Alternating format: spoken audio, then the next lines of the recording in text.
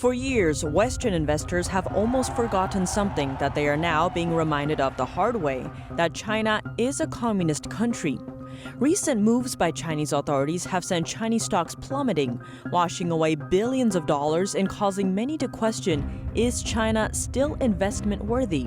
And what are the risks involved? We explore what's happening with China's finance sector and what U.S. investors need to know before buying in.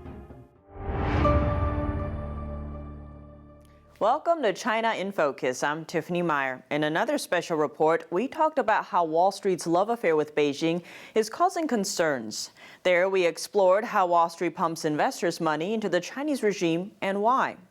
Now, that love affair continues, but as China behaves more and more like an abusive boyfriend, Wall Street still chooses to stand by the country. In this special report, we look at how American investors are losing billions of dollars because of Beijing's recent attacks on several of its own industries, how big names on the street are still vouching for China, and whether China is still investment worthy at this point. But first, a quick recount of what's happening. As the Chinese regime continues stomping on its domestic companies, many of which receive Western investment. Machine would do better. It all started last year with Chinese billionaire Jack Ma and his financial tech giant Ant Group. China putting the brakes on the world's biggest IPO. Ant Group's listing in both Shanghai and Hong Kong have been suspended. The shares Ant Group had already distributed to American investors simply went up in smoke. Next, it was food delivery giant Meituan. Chinese authorities launched an investigation into the company. Their reasons? What regulators are saying is that Meituan has been involved in, and this is the allegation at least, anti-competitive practices. Then last month, a company Western investors were super excited about, Chinese ride-hailing app Didi. Well, Didi's share sale is the biggest by a Chinese company since Alibaba IPO'd in 2014. An IPO, or initial public offering, is where a company sells part of its ownership stake to investors in exchange for their investment. But just days after Didi's IPO, the Chinese regime ordered all of its smartphone apps to be removed from app stores and opened an investigation into the company. Soon after, Chinese state media outlets suddenly started lashing out against a video game owned by Chinese tech giant Tencent, calling it spiritual opium.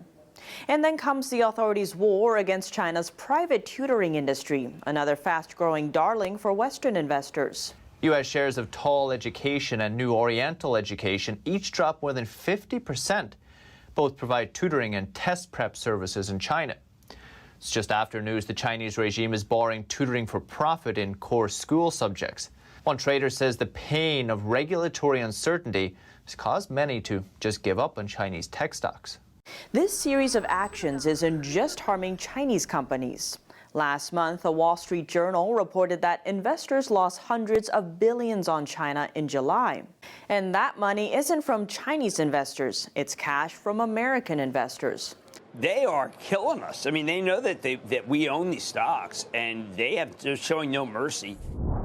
To watch today's full special report, click the link in the description down below. We are working with Epoch TV, and all Friday's special reports are published there in full length. Now we turn to today's daily news. An island country in the Western Pacific Ocean reportedly plans to tap U.S. funding to construct an undersea communication cable. That's according to unnamed sources. They told Reuters the country rejected a Chinese company-led proposal that U.S. officials deemed a security threat. NTD's Patrick Hayden has more. The Federated States of Micronesia will access U.S. funding to build underwater communication cables. They rejected a proposal from a Chinese company, which U.S. officials deemed a security threat. One expert says the United States Trump-era initiative to counter China's financial involvement with smaller nations' infrastructure is continuing.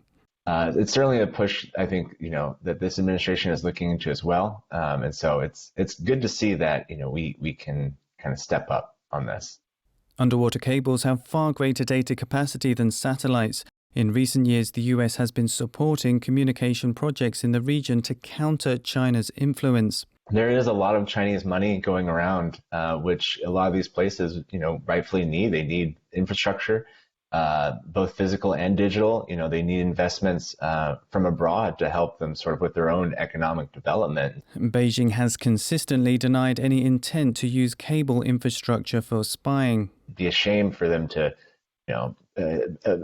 supply them with all these undersea cables, then eventually one day we find out that the CCP has full access to all the information that's traveling through them. So anonymous Reuters sources say the US will contribute funds to a line that would connect 2 of its 4 island states. It would replicate part of a route proposed under a previous $72 million project. That one was cancelled in June after Washington raised concerns the contract would be awarded to Huawei and a Chinese optical cabling company, Huatong. Micronesia's 4 islands have a population of about 116,000. The US-funded cable that's to be built will likely link another underwater cable that connects the US territory of Guam. That's according to one source close to the matter. Patrick Hayden, NTD News. Between 40% and 60% of the undersea cables are controlled by Huawei and other Chinese telecom companies. Sources say funding for the Micronesia project will come from President Biden's American Rescue Plan. EU-Taiwan relations may be seeing a historic leap forward. The European Parliament Committee on Foreign Affairs approved a proposal to ramp up EU-Taiwan political ties, a move that China strongly opposed on Thursday. The EU-Taiwan Political Relations and Cooperation Report passed at a landslide 60-4 vote. It will go to the European Parliament next month. The report tells Beijing to cease all action that jeopardizes the status quo in the Taiwan Strait. It recommends that the EU start a bilateral investment deal with Taiwan and hold more high-level official talks. The Chinese mission to the EU voiced strong opposition to the proposal's passage. The mission spokesperson said it goes against the One China principle. It told the EU to correct its, as they called it, wrongdoings. Whereas Taiwan's foreign ministry thanked the committee. It said Taiwan looks forward to even stronger Taiwan-EU ties. Taiwan's Democratic Progressive Party, the ruling party, said the report's passage marks a historic leap in Taiwan-Europe relations. China's Twitter-like microblogging service Weibo tightening speech censorship on its platform. In a few days, it suspended nearly 160,000 users and permanently erased more than 50 popular channels. Some Chinese people are saying the Cultural Revolution 2.0 has arrived. Chinese social media platform Weibo is coming down hard on free speech. It announced Monday that anyone posting negative comments on official accounts for government offices or state-run media outlets would be considered to be stirring up trouble. After the announcement, Weibo rapidly suspended nearly 160,000 accounts. The suspensions are set to last anywhere from 1 week to 3 months. 2 days later, Weibo made another announcement, this time targeting media that publishes financial content. Weibo permanently banned 52 accounts in the first batch of its clampdown. These are accounts with large number of followers.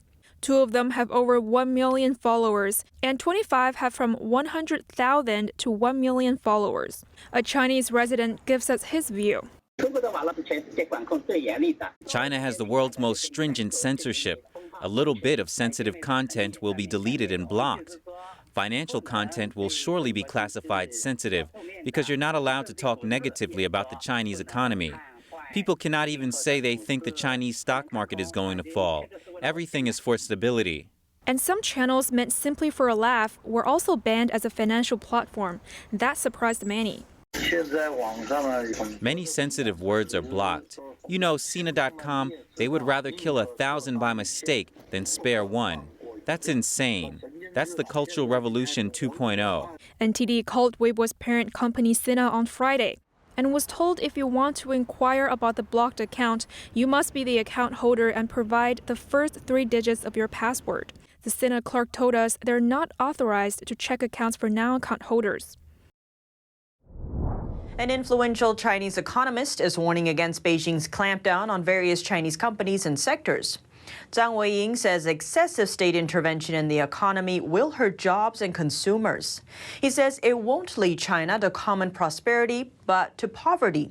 Intervention meaning stern measures against entrepreneurs and the wealthy.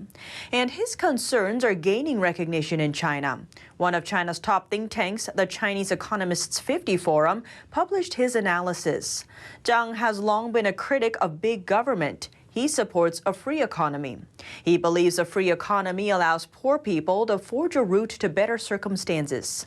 He says if we lose our faith in the market and introduce more and more government intervention, China will only go into common poverty. In China, voices of opposition such as Zhang's are rare, and Beijing continues to ramp up its clampdown on a range of sectors in China. China's chipmaker SMIC says it will invest nearly $9 billion to build a plant in the country. The move comes amid a global shortage of chips. The domestic expansion also aligns with Beijing's push to be independent in the sector. Capacity expansion plans have been spurred by temporary shutdowns in the automotive and electronics industries. The new plant will be a joint venture mostly owned by SMIC. SMIC is partly backed by China's state-affiliated chip fund. That's why it's on a U.S. blacklist that restricts it from receiving manufacturing equipment from U.S. suppliers. Those sanctions disrupted the company's plans to move into high-end chip making. But due to the global chip shortage, its financial performance has remained strong. Now we look to North Korea. The isolated country has rejected about 3 million virus vaccine doses from China. North Korea says these vaccines would be best sent to severely affected countries. But a think tank says North Korea isn't keen on Chinese vaccines, partly due to concerns that they are not as effective. North Korea has shown interest in shots made in Russia. North Korea has not reported any CCP virus cases. It has enforced strict lockdown measures, including border closures and domestic travel curbs. The figures from North Korea cannot be independently verified. A herd of wild elephants are nearing their original home after a trek of over 800 miles. The 14 elephants were spotted in southwest China's province of Yunnan on Wednesday. Chinese state media outlet CCTV says their trek captured the public's imagination. The elephants were filmed crossing a bridge over the Amo River. They must take this route to return to their original habitat. According to the report, the herd is now around 60 miles from where they set out in Xishuangbanna, which borders Myanmar and Laos. The herd left there last March. They then moved to settle in a protected habitat in Por. And in April this year, 15 of the elephant family left Por. They were guided by baits and barriers set up to steer them away from highly populated areas and back to their original home. And that's all for today's China in Focus. But before we go, we have a sneak peek of next Friday's special report about the space forum. China is stepping up its space exploration goals. Just this year, it sent 3 astronauts rocketing up to its own space station, a facility still under construction, with an expected stay of 3 months. But the country appears to have even bigger orbital aspirations. 谁开发谁利用。